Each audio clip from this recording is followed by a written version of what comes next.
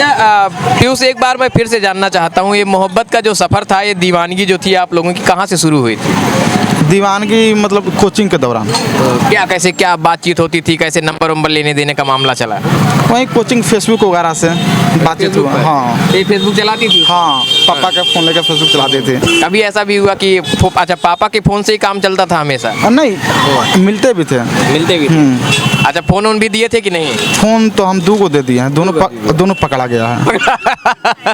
Phone दिए तो पकड़ा गया है? पकड़ा गया। तो फिर कैसे फिर घर वाले तो इनको जान गए होंगे फ़ोन लिए हैं? 2017 के अक्टूबर, रक्षाबंधन कब अगस्त में पड़ता है, तो अगस्त महीने की बात है। तो इसको फ़ोन दिए थे और बैग में रखी थी, और इसकी बड़ दीदी है वहीं मतलब बैग में हाथ इसके डाल दे और पकड़ी गई। पहला फ़ोन 2017 के तो फिर बातचीत बंद हो गई होगी? हम बातचीत 2-3 साल बंद हो गई। 2-3 साल? हाँ। तो फिर कैसे मोहब्बत जिंदा रह गई? ऐसे ही मतलब कहते हैं जैसे बातचीत नहीं हो रही, कोई कनेक्शन नहीं रह गया, तो फिर मोहब्बत जिंदा रहने का कोई मतलब नहीं? कभी कभार होता था, जैसे कि ये अपने फ्रेंड के यहाँ गई तब फ़ोन लेकर धीरे से बात कर दी, तो वहाँ से काम चलता है? हाँ, वहाँ से बात होता क्या था। ऐसा नौबत आ गया कि फिर आपने सोच ही लिया कि अब निकल लेना चाहिए घर को छोड़कर? निकल आने से 6 महीना पहले इसका मम्मी का फ़ोन था, उसी से बात हो रहा था। वो एकाएक फ़ोन वो पकड़ा गया। एकाएक रात को 11-12 बजे भाई पकड़ लिया, तो इसका शादी ठीक हो रहा था। मतलब अब जब फ़ोन पकड़ाया तो इसका शादी के लोग बारे में सोचने लगे, तब इसका भी डिसीजन था। फिर कॉल किया, अब तो पकड़ा गया, तो फिर एक फ़ोन हम दिए थे।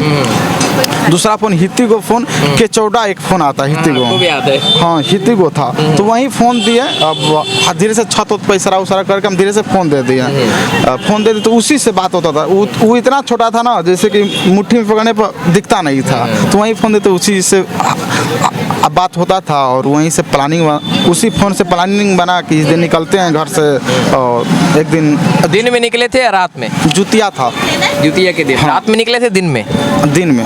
हाँ, अरे महाराज दिन में निकले, ये तो जिम्मेदारी थी आपके साथ में, मतलब इनको तो सुरक्षित रखना था, कंधे पर जिम्मेदारी आपकी थी, तो डर नहीं लगा कि दिन में जा रहे हैं, कोई देखेगा तो फिर मार पिटाई कर देगा, सारा मोहब्बत का भूत यहीं उतार देगा फिर? नहीं, वो उतना तो रिस्क लेना पड़ेगा। मोहब्बत में रिस्क लेना पड़ेगा। हाँ। बहुत शुभकामनाएं आपको।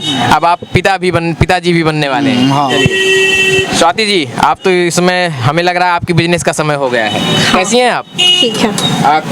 कई महीनों पहले मेरी आपसे मुलाकात हुई थी, लोग जानना चाह रहे थे स्वाति जी कैसी हैं, जरा अपना हाल चाल बता दीजिए लोगों से। ठीक है, बिल्कुल बढ़िया। ठीक है। हाँ। आपको शुभकामनाएं, आप माँ बनने वाली हैं। Thank you. थोड़ा सा मैं जिक्र करना चाहूँगा, आपको उस तरफ लेकर जाना चाहूँगा, शायद वो दिन आप याद भी ना करना चाहें, घर से निकलने का। क्या कुछ ऐसा आ गया था आपने सोच लिया कब इनके साथ निकलना चाहिए आपको?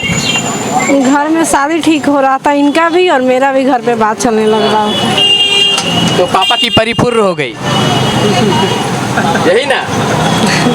अब जो बोल लीजिए। नहीं, आप मेरी बात का बुरा मान रही हैं, हमको लग रहा है। नहीं, ऐसा कोई बात नहीं है।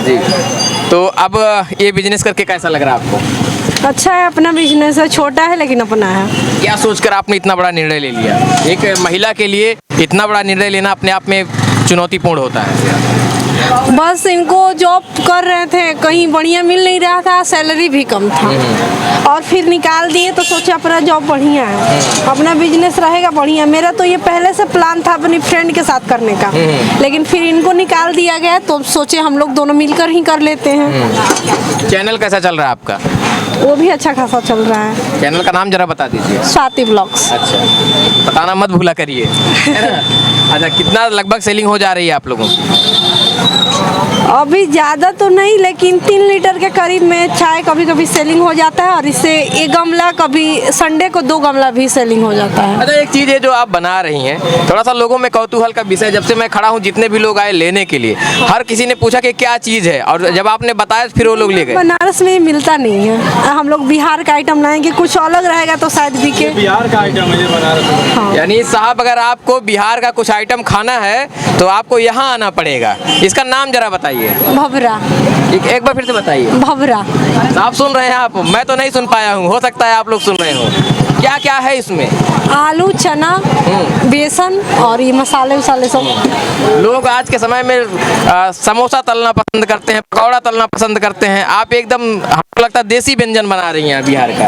हम सोचे यहाँ पे बाकी सब तो मिल रहा है, अगर ये कुछ अलग रहेगा तो शायद लोग ट्राई करें, और क्योंकि इसके बाद जो स्वाति के अलावा कोई बनाना भी नहीं जानता है शायद।